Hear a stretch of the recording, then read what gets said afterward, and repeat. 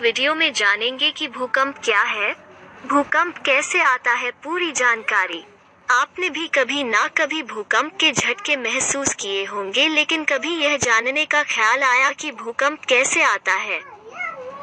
इस सवाल का जवाब बहुत से लोगों को नहीं पता होगा और आज हम इसी सवाल का जवाब विस्तार से जानेंगे।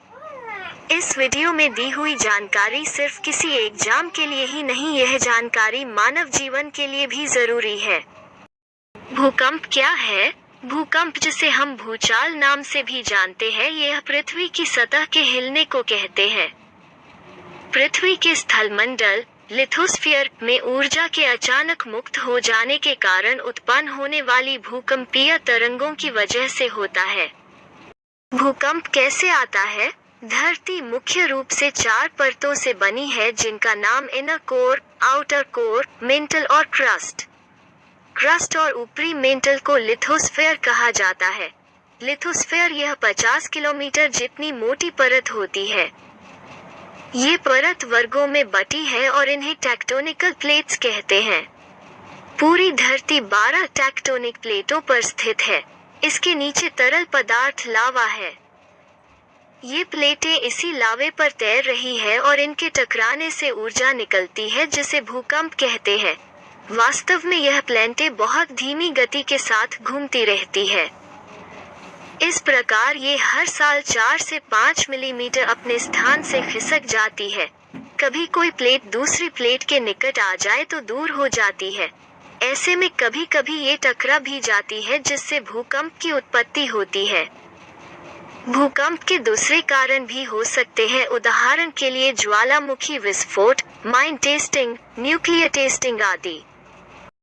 पृथ्वी की आंतरिक संरचना का सबसे महत्वपूर्ण स्रोत भूकंप विज्ञान को माना गया है।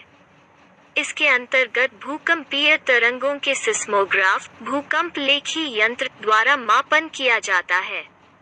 पृथ्वी के अंदर वो स्थान जहां भूकंप की उत्पत्ति होती है उसे भूकंप केंद्र, फोकस कहते हैं, और भूपृष्ठ के ठीक ऊपर का भाग जहां भूकंपीय तरंगे सबसे पहले अनुभव किया जाता है, उसे भूकंप अधिकेंद्र, एपिसेंटर कहा जाता है। भूकंप के दौरान पृथ्वी में मुख्यतः 3 प्रकार के तरंगे उत्पन्न होती है। 1. प्राथमिक अथवा अनुदैर्ध्य तरंगे, जो पी तरंग के नाम से प्रचलित है। पी तरंगों का संचरण वेग सबसे अधिक होता है। ये पृथ्वी के भीतर भूकंप केंद्र से प्रारंभ होकर पृथ्वी के ठोस, तरल और गैसीय सभी प्रकार के क्षेत्रों को पार करती हुई भूपृष्ठ के ऊपर अन्य किसी भी तरंग से पहले पहुंचती है। 2.